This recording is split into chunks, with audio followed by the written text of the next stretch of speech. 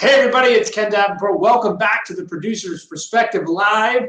I am Ken Davenport. Tonight, Broadway star Stephen Pasquale from Bridges of Madison County, An American Son on Netflix. We are raising money for the Actors Fund. Welcome. It's Truffle Tuesday. Hit it, Mary. We're getting the band back together, getting the boys who rock to rock again. We're getting the band back together, rocking the face of a place that remembers when some punks from the suburbs lit the sky with too much reverb.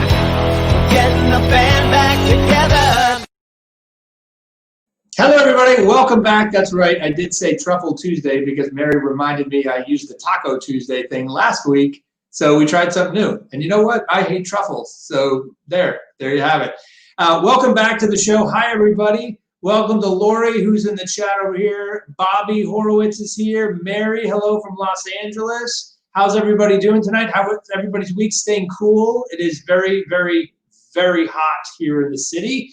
But that's okay. I hear heat kills the virus. So it's a good thing, right? That's not what does it. That's not what does it. Anyway, welcome back. I'm very excited to be here. I miss you guys when we're away for the week. We're almost thinking about going back to every day. Mary just went, oh, God, please, no, I can't take that kind of pressure. Hello, Drew from Baltimore. How are you this evening? How's everybody doing?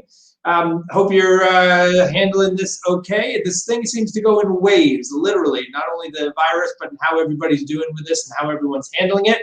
As you know, we've been dealing with Broadway stars of all the like and how they're handling it. And tonight, no different. We've got Stephen Pasquale, one of my absolute favorite musical theater performers and performers in general, joining us. Who tuned in last week for Sammy Canold? If you missed that episode, totally fascinating episode. She did it from Korea. Anyone here? Oh, it's Valerie, by the way. It's hot in Las Vegas. Valerie, go ahead and chat in there how hot it is there. I'm going to guess we should take a pool. It's like 117 degrees or something crazy, right? Hello, Janet. Hello, Janet. Twice. Good to see you as well. So if you missed last Thursday's special episode with Sammy Canold, go back and watch the replay. It's fascinating. She did it from South Korea. She was in Seoul. She was quarantined, and she talks all about the protocols that she had from the airport all the way through to her quarantine, including a woman in a hazmat suit showing up at her hotel room every night at the same time, taking her temperature and having to report it on an app. It's incredible stuff, and it just shows why they're doing such a good job with it over there. So a lot of stuff to learn from that. Go watch it. Go watch that replay and all the replays. We've got 64, 65 episodes with lots of different Broadway luminaries, from writers to choreographers to actors, you name it. They're up there. Go check them out. It's actually, I went to watch like episode 3 the other day with Sierra Boggess just to see like how things have changed, including my hair, how it's changed. It's quite a difference. Quite a difference. Had a couple blogs I posted this week. Go check it out. I had some strong words for the governor, Governor Cuomo. Hope he's reading. I mean, let's face it. I'm sure he's not. But maybe someone close to him read it, because he said a lot during his briefings way back that when he was fighting for New York, that literally you could take New York out and put the word Broadway in. Just replace it like that, and it's a reason why we all should be fighting for Broadway, and we're going to talk about that a little bit with our guest. So, no further ado, let's bring him on to the program. Please welcome Broadway star and a very good buddy, Stephen Pasquale. Welcome, Stephen. Hey, buddy. How are you, man? Good to see you. I'm good. How are you? Where are you? I'm down at the Jersey Shore, doing a little getting out of the heat here at my mother's house on the front porch. There's my new dog. Did you get a quarantine dog? We got a quarantine dog. Anything to keep our mind off of the fact that we may be arrested by the secret police at any moment. No, you have a dog to protect you. To bark away a fearsome dog that will keep the fascist regime from throwing me in a soccer mom minivan and driving off. I did really like. you started with like, oh, I'm down at the Jersey Shore. I really wanted you to say like filming episode, like season number 6 of the Jersey Shore starring me. Yeah. Like, No, not much filming of anything these days, I'm afraid. I'm sad to say.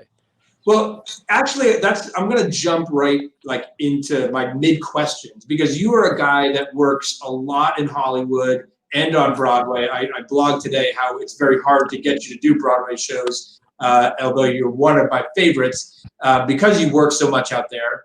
That's all I want is to be in a Broadway show, Ken. I would never do anything other than a Broadway show if I could. That's the truth. I know. It's the challenge. That's the truth. I just have to really, really love something to want to do it. It's the time, right? It's the time commitment with these things because it's when I call for like, oh, do you want to do a show? It's not like I'm saying like, it's like a 3-week thing. It's like we want you for like a year, at least. Yeah, it's to carve that out is challenging. It means you got to really like prioritize it over everything else, and I'm so willing to do that if it's if it's a piece that I love. You and I just have to find that one thing. We haven't quite found it yet. We'll find it. We will.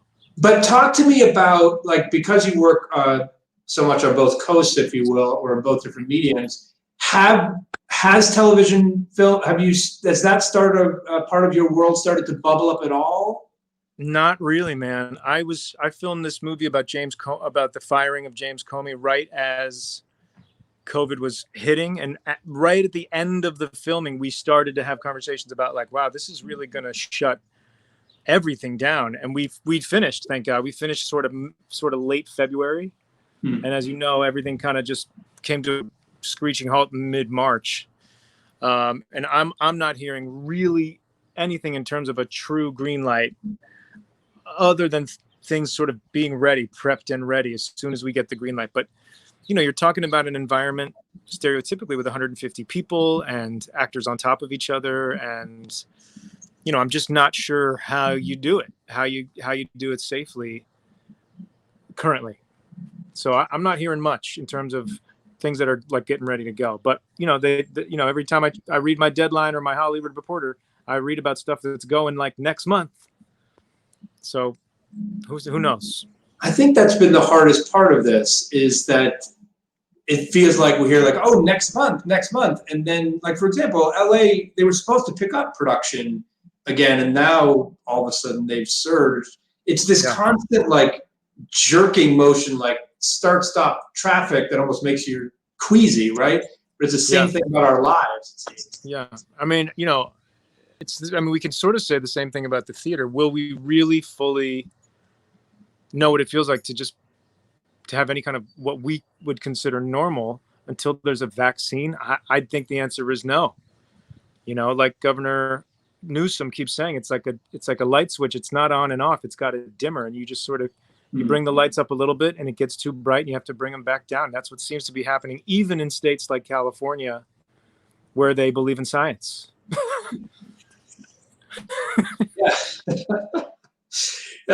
And he was really early about dimming the lights, actually, in that state.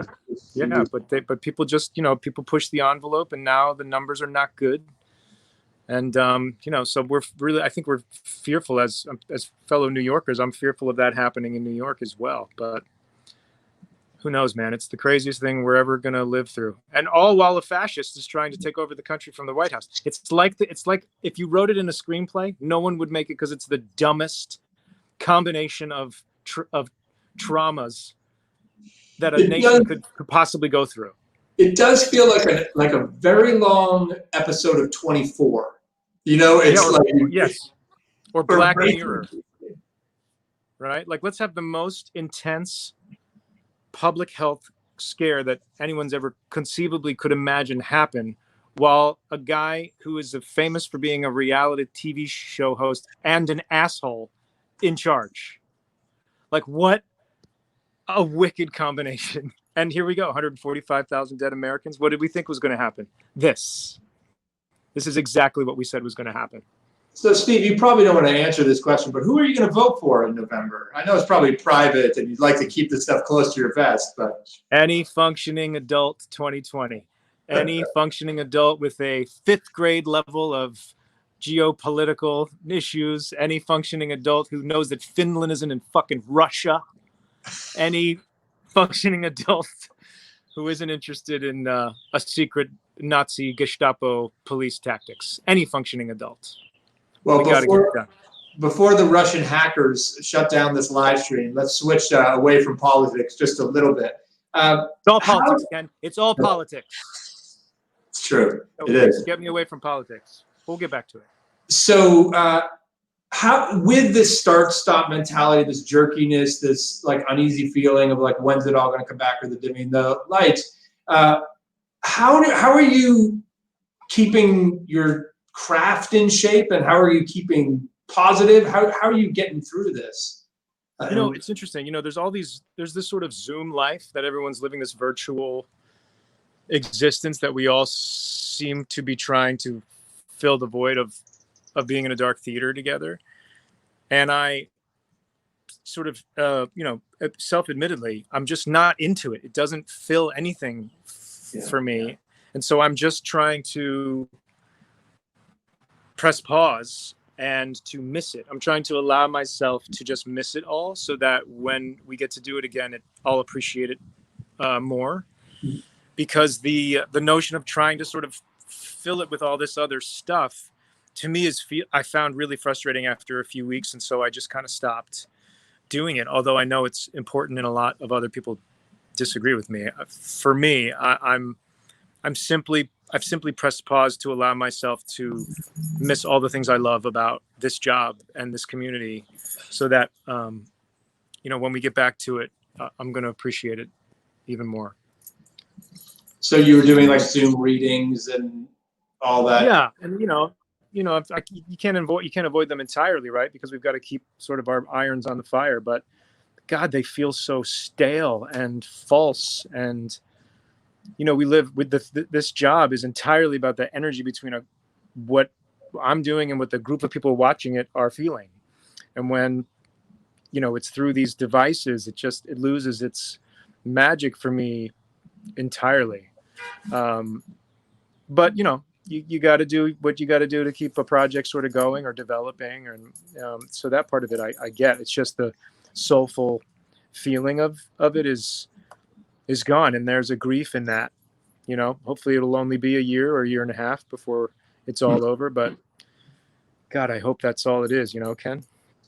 You know, someone put it into perspective for me a little bit, and I actually felt positive for a moment, that they were comparing, you know, every generation seems to have their epic global event. And in prior generations, it was wars, really. Right. World War I, World War II, Vietnam. And they said, remember, those wars shut down the globe to some extent, or had our mind for a year, for 5 years, a decade at some point. Right. And if we can get out of this with a year and a half, we'll be doing pretty well. Yeah, but that's a good way to think about it. You know what I mean? We should be on a war footing, that level of a national effort, and the effort's not happening, so it's going to take longer, unfortunately. But did you have stuff that you were about to do that was stopped because of it? Yeah, we were about to do the projects. Yeah, we were 3 weeks into our revival of Assassins. Right. Down at Classic Stage Company with John Doyle. And we were so excited about it. He put together such an incredible group of artists. And also that show is a masterpiece, and also timelier than ever. For some reason, it's become even more brilliant in the years since it was written. And so we had to just sort of press pause and walk away. And we're hoping to get back to it, you know, in the spring or whenever things open up. But yeah, we just one day got an email being like, that's it. We're gonna press the red light until this thing's over. But I mean, you've been in New York as long as I have, Ken. The worst blizzard we ever had, I think we shut down for like one night. I know. And then 9/11 we shut down for maybe 2 nights. Yeah. And now we're talking like 6 months, 10 months, 12 months. This is madness. It's mind blowing. It's mind blowing. My heart goes out to all of the artists out there who don't have a lot of money in the bank, who are living check to check. Like, I don't know how people are doing this. Yeah, and that part of it's going to get a little rougher when the unemployment benefits expire at the end of the next, what is it, 10 days from now or whenever. Yeah. I mean, now who do we have to get that messaging to? Is that the governor? Is that our Congress people? That came from all the way up top, that additional $600. So that came from Congress. So they're debating it heavily now. So write your congressman, call your congressman, email your congressman, everyone out there. Yeah. If you want some movement on that front, because it's true that definitely paused everything. I mean, you would know better than me, as you're the producer. I'm just the on-stage storyteller. But what kind of cash are we talking about? Doesn't Broadway and the theater community bring about $15 billion to the city every year? Yeah. $15 billion? You know what the thing is? I'm going to be very. We appeal to the government a lot for assistance, and we never get it. We never get it. And the reason is this snobbish feeling of like, where are you going to go? Where are you going to go? Right. Broadway is here, New York is here, the theaters are here. If we don't help you, I feel sometimes we're like the little kid brother, like that just gets hand-me-downs with whatever's left. Whereas film, TV, they get more benefit. Come, because film can go to Vancouver, film can go to Louisiana, film can go wherever. So we don't get it. So I'm not predicting we're going to get much help here, unfortunately. I mean, you know what? There's a could be an upside. I really want to know your take on it, which is obviously tourism has been decimated and nobody's going to be acting as a tourist for quite a while, right? And when the green light happens, when the vaccine's ready or whatever version of this is ready, if there is an opportunity for like a new golden age of theater to happen, right? Where we are all of a sudden we're a little bit getting away from the kind of Vegas super family friendly, super jukebox musical vibe. And we get to do like new plays, new musicals, stuff for New York ticket buying, the New York ticket buying public. I mean, I feel like that potential is real if we all commit to helping each other. And that includes our theater owners and our landlords and our commercial producer brothers and sisters and our artists, all understanding that we got to like do it differently. I mean, am I crazy, Ken? Tell me that's going to happen. I can't tell you it's going to happen, but it should happen. And we have the opportunity. We have the opportunity to make it happen. I mean, we are wiping, it's like someone came to God, Mother Nature, whatever you want to believe in. Someone walked into our room, into our office, looked at everything on our desk and went like this. Yeah. Let's start over. And in a way, we have that opportunity to do that if we can. And the good news is a lot of people are going to need it, right? Like whether all those people, let's face it, I've been saying we've been a greedy business. We've been a very lucky business over the past decade, and we've been greedy. Everything has gone up, prices, like everything. And a lot of people have been very fortunate in the business. And now there's going to be dark theaters. There's going to be, hopefully people will be able to get into theaters and into performance all where they haven't before. Yeah. So, I mean, I got to think of that as the only upside, some of this real estate that's going to become available, that we can get some new work in there and maybe think about doing it at a budget that doesn't make everyone's head spin and at a rent that makes it conceivable for a show to have a life. I mean, we've got to get all of us on the same page. But I'm fearful that the powers that be are going to let them sit dark. I hope that doesn't happen. Yeah, we'll see. I'm excited about it just like you are. It's one of the things that makes me optimistic. Like we could see a reset. We could see a lot of the archaic traditions, economic ones, artistic ones, social ones, like all these things could really change right now, which is exciting. But we will see. We will see what happens. Sure. Fingers crossed. Remind everyone what role you were playing in Assassins. I was playing John Wilkes Booth. Awesome. And how did you? What I remember, everyone should go back to your the podcast, and Mary will put the link up. Talk about a little bit how you got into acting first, because what I remember, it's not where you started. You were an athlete, right? Yeah, I was an athlete. It's sort of that cliche story. I was a junior in high school, and I got injured in a football game and couldn't play football anymore. And a buddy of mine said, "Why don't you do the play? It's really fun." And I did the play. Fame the musical. I played Tyrone, the black kid, dancing his way to the top of the Big Apple. Really miscast, not a dancer, couldn't handle it at all, but found myself really smitten with the theater and theater people. How did they differ from the football people? Like, what was the? Oh, what was come the on! Theater people are so. party? Theater people are so the best people in the world because we're all so crazy, and there's a little bit of something wrong with us to want to choose this job where you like perform and people clap for you, and there's like an outsider quality and a being unaccepted quality that we all are very accepting of each other, and the sort of cool guy jock crowd always felt a little like this sort of social hierarchy and a popularity contest, and I didn't find that in the theater at all. I found theater people to just be like really fun and weird and non-judgmental, and they found me, and my life started from that point, really. So flash forward now, when you get cast as something like as Booth in Assassins, which by the way, I was supposed to company manage the revival of that. The second day of rehearsal was September 11th. Oh, that was wow. the first time Roundabout did it, and they canceled it. Wow. Talk about always being timely. Wow. So talk about how you prepare for something like that now.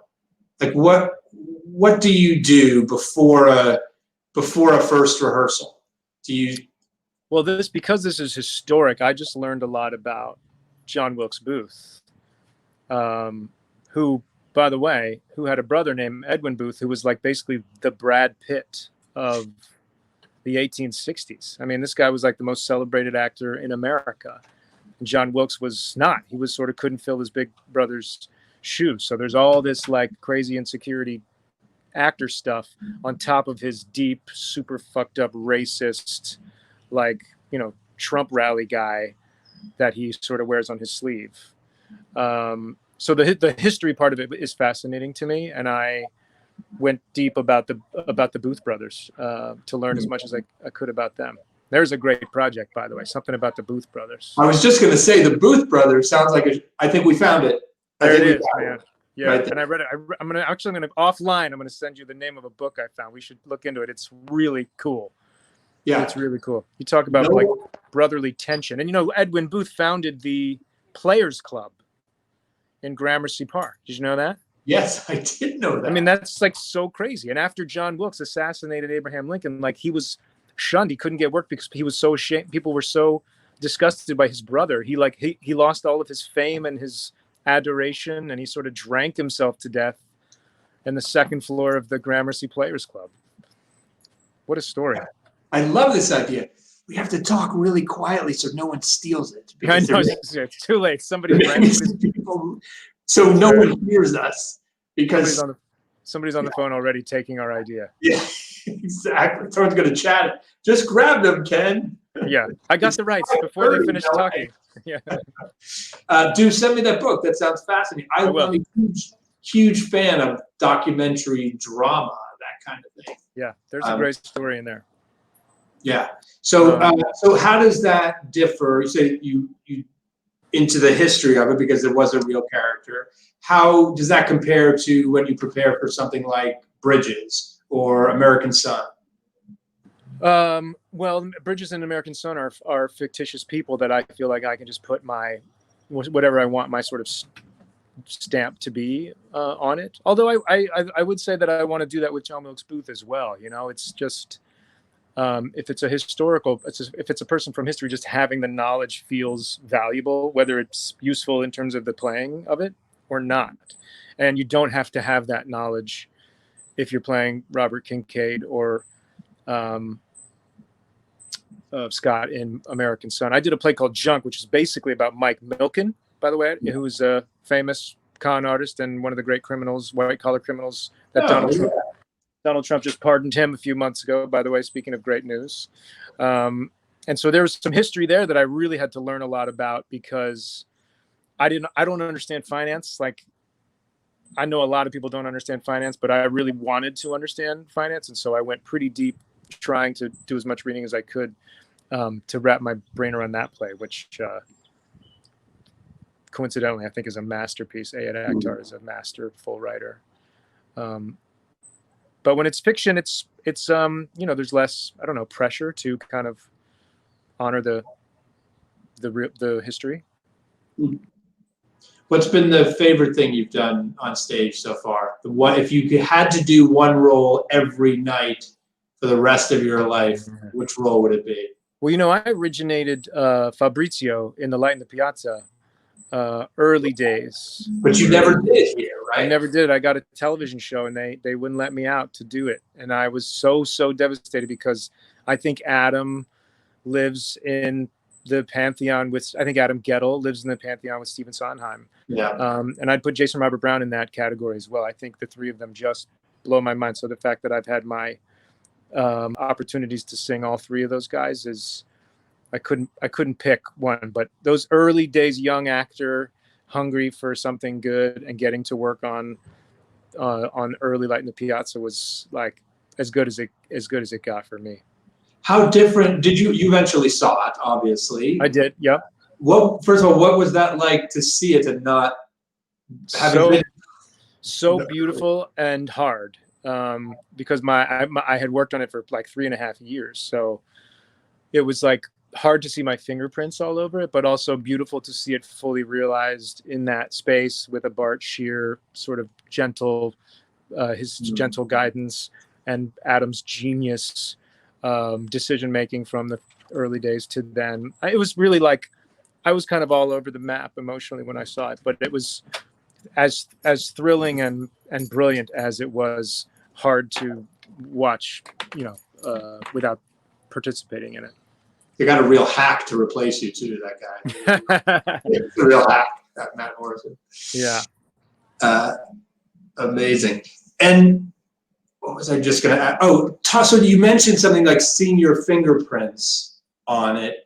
Talk to me a little bit about how, we talked about this a lot actually on the podcast as well, about how you feel, what the actor's role is in the development of something new like that, and how and Junk too, were you involved in that was the original Broadway production, but were you involved before? Was there a production? I did a reading of it, but I didn't do there was a production out in San Diego that they had worked on with a full rehearsal process. And then I believe they had did at least another week-long reading before that, at least one. But as you know, Ken, I feel really strongly about actors in development. If you're casting something well with good, smart actors, they are invaluable in the life of the play. There's not an actor out there who will claim they've written anything or deserved any of that credit, but the DNA and their fingerprints are all over it for the life of the show. And that is so important to me that people who don't really know how the business works understand that. When I'm in a developmental room, I feel like I'm contributing true value to the writer and to the composer and the lyricist and the director every day. And that value, it's nice to see that value conversation happening on a bigger scale now. And people seem to be wanting to have that conversation a little bit more than they used to. Is that too politically correct, Ken? No. That's exactly. I totally agree. I mean, that's the interesting thing. A lot of people seem to think that producers will automatically say, like, no, actors are hired guns. You just put them up. They're like the mannequins in the windows, like after someone's buying the clothes. And that's not it. I mean, I will admit that it took me years to figure that out. Yeah. And it's actually what really got me to figure it out was working with great actors. Like, once you hand a script to a great actor, like you just say, and they ask the right question, your mind is just explodes of like, oh yeah, what is the answer to that question? We never figured it out, and the piece just blossoms. Yeah. I mean, the true magic happens when an actor that knows what they're doing and a smart and generous writer and a good and smart director are collaborating on a moment. That's when all the magic happens, because it's really like a three-way, the sexiest kind of three-way. I've never heard it described that way. Listen, we talked a lot about It's tough right now. There's who knows when. How are you maintaining that little laugh of yours? How are you staying positive? What kind of tips do you give everyone listening, watching right now to try to get through this? I think you got to tap out. I think you got to tap out when you need it. Because, you know, we're not only dealing with quarantine, we're dealing with like an entirely insane federal government and who's maybe showing their faces as the greatest failure in American leadership, maybe ever, as in the face of this quarantine. This might be the greatest failure in leadership we've ever seen. And so we all should be and are rightly enraged and anxious about it. And so what I do is I get in the fight and I speak out and I march and we protest, and then we take our time to just be together and be with the dog and put on some music and cook a meal and watch a movie and like be with our quarantine, which is like maybe like 8 or 10 people who feel safe to us at this point, and spend a lot of time just with people we love talking about other stuff. But you gotta be, I feel like the best advice is to sort of tap in and tap out. Know when you need a little break and just tap out, go for a run, do some push-ups, see somebody that you like to talk to, hang out with them. You know, I mean, how are you dealing with it, man? I mean, that's my philosophy, but I feel like everyone's losing their mind. Yeah, it comes in waves. I'll tell you, my version of tap out, I'm going to do in about 5 minutes when I run to Pinkberry for a chocolate hazelnut. Oh, yeah. I mean, Perfect. we've all got our thing. Perfect. Whatever gets you through right now. That's the best tap out I've heard so far. Well, listen, thank you so much for your passion for the theater and also for your passion for speaking out and all that you do. And I really mean a lot to the community. And thanks for being here tonight. Of course, man. It's good to talk to you. I'm glad you're healthy. I hope everyone in your world is as well. Thanks, man. You too. You too. Okay, brother. Yeah. We'll talk boots. All right. We'll talk boots. Yeah. See you, buddy.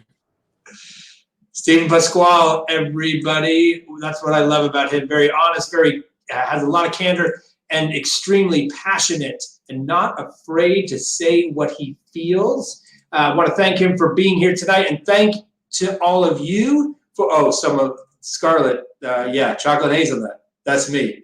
They close at 9. So literally every night about this time, I shut down these live streams and I like run for the door because I'm about 9 minutes away.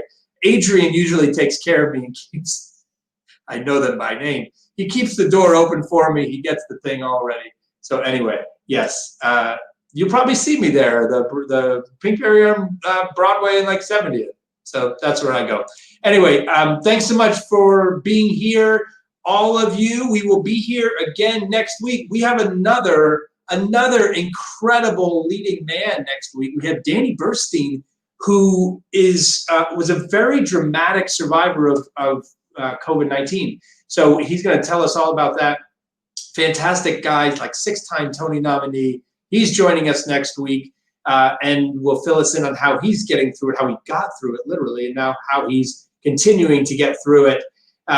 We end each episode with something to make you smile, and we're going to do that tonight. And this is a very, very powerful performance. The revival of off-Broadway's Smokey Joe's Cafe from about 1.5 years ago, maybe 2 years ago, who knows how many years ago. In solidarity with the Black Lives Matter movement, the Smokey Joe's Cafe reunited to perform Stand By Me. It is such a killer song, and this is such a killer version of it. So go check that out, theproducersperspective.com/smile. I know someone who wanted to do a musical version of that movie, Stand By Me, by the way. Anyone think that's a good idea? Musical version of the movie Stand By Me? Anyone? Go get those rights. Don't get the rights to the booth thing. That's mine and Pasquale's. So hands off. Thanks for being here, everyone. See you next week. Getting the band back together.